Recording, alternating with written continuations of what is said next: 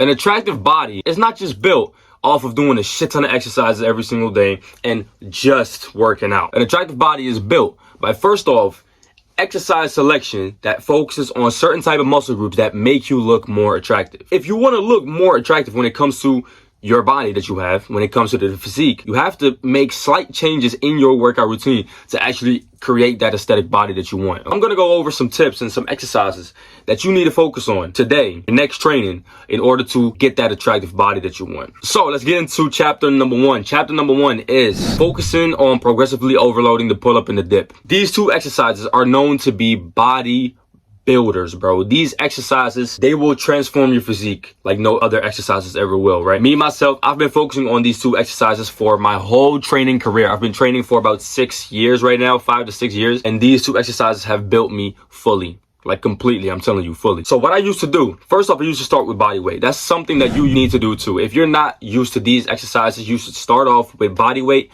And if that is too hard, you should start off with resistance band. The reason why I recommend these two exercises to be progressively overloaded on is because pull-ups built the craziest back ever. When you do pull-ups consistently, you will have that Dorito type look. You feel me? Like that wide shape on your back that looks very attractive in certain type of clothing. This is something that you need to build that attractive body, bro. The wideness is crucial. So pull-ups should be part of your routine always. If you have back, hit pull-ups first.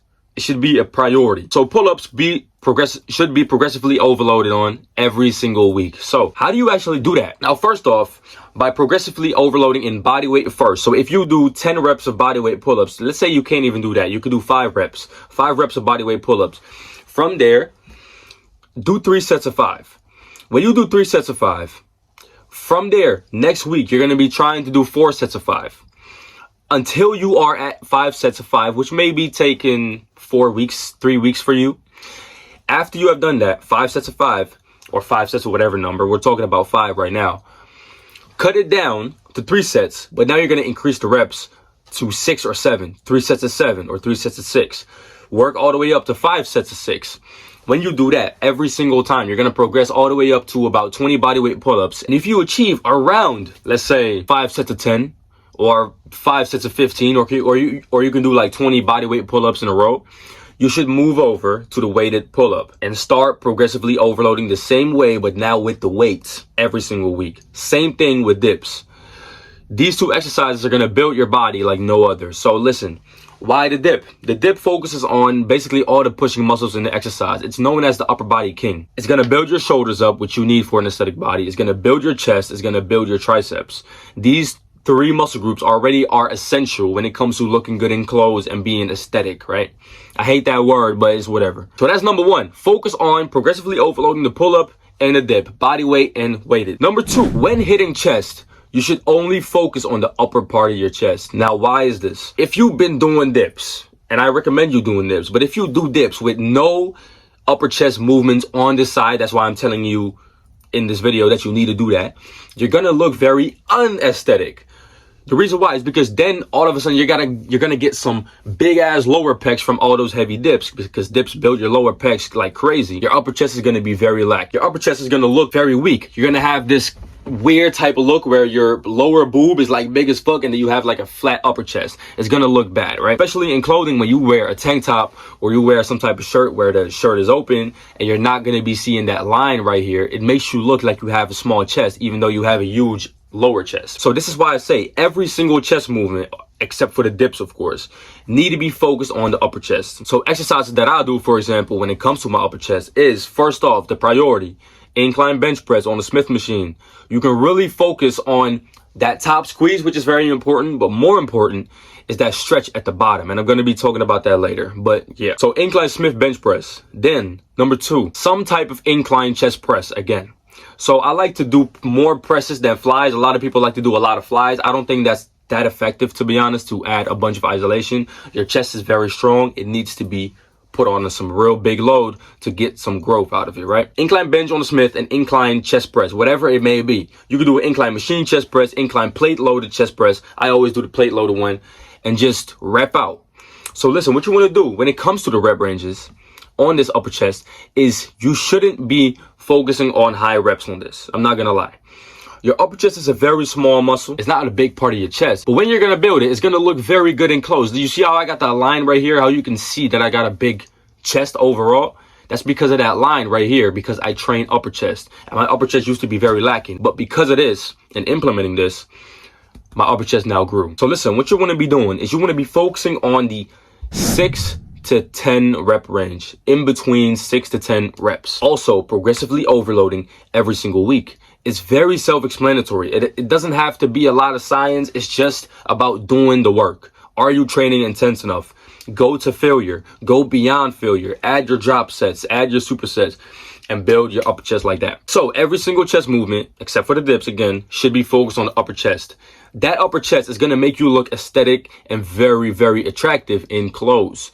The clothes thing is what you want, right? So whenever you're wearing like an open shirt like I am right now, and you're going to see that line, that's attractive as fuck. So you need that upper chest right there. Then number 3 is when you hit arms, hit more triceps. Tricep, we all know, is a bigger part of your arm than the bicep. Your tricep takes up like 2/3 of your arms, all right? So when you train more triceps, your arms are going to look bigger.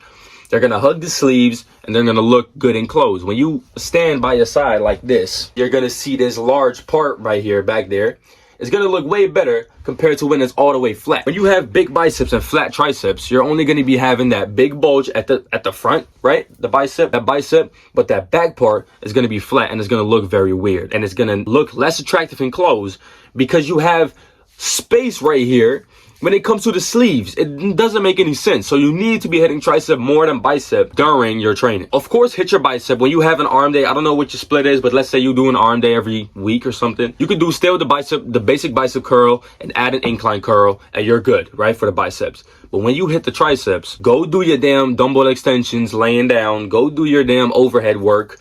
Go do your push downs work. Add some sets. Do a lot of intensity. Go to failure. Add just a little bit more on top of it compared to the biceps. Then number 4 is going to be hitting an overhead press every single time you do push or you train shoulders. This is actually my weakness. I haven't been overhead pressing for a long time. The reason why is because I was always focused on other exercises, but then I realized that whatever type of overhead press you're doing, it's going to be crucial, okay? It's going to be very crucial to building big delts. A lot of people say spam side laterals. That's fine. But if you want to build an overall big delt, you got to be having a overhead press in there. And trust me, it's not only going to be focusing on the front part of your delt, it's going to be attacking your whole delt. The reason why people all the time say front is because, of course, when you're overhead pressing, the front delt is being worked. But it's a compound movement with your lateral delt as well. So you want to be doing overhead presses at least 1 time a week. So you got to be doing overhead presses at least 1 time a week to see that shoulder growth, right? Shoulders look attractive in clothes. When you have big round shoulders, people are going to be looking at you like, okay, yeah, he works out. Someone who's wide automatically gets more respect, bro. It sounds very fucking straightforward. It sounds very like weird, but it's true. Listen, maybe my shoulders look good right now, but they're definitely lacking in comparison to my arms right now.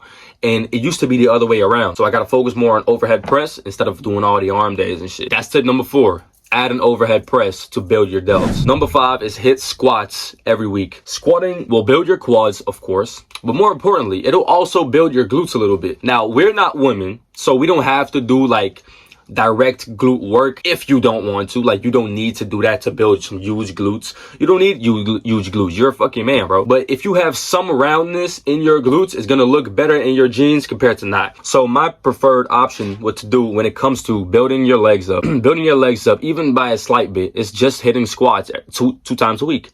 I hit squats 2 times a week. I do 4 sets of strength per workout when I do squats, and then I add a bunch of volume squats after that, a bunch of volume sets. So what I do is I have 4 sets that I do about 3 to 4 reps on, 3 to 5.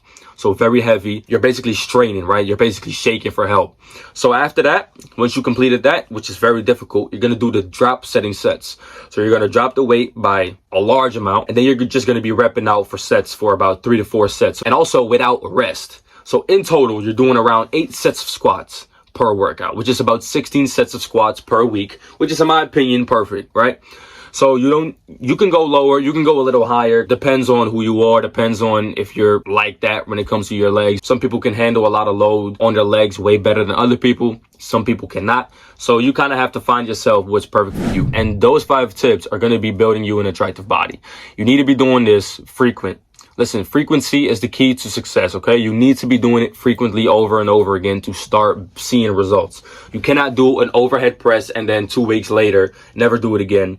And then 1 month later, do another overhead press. You got to be staying consistent with it to build that attractive body that you want. So if you want to build muscle with calisthenics, as I said at the beginning, pull-ups and dips, combined with weightlifting, go to the link in my bio. I have a program out right now that is cheaper than before. So go get it for the 8 weeks. It's an 8-week program that's going to focus on you building strength and muscle with calisthenics and weights. Get into that right now. I'll see you in the next video.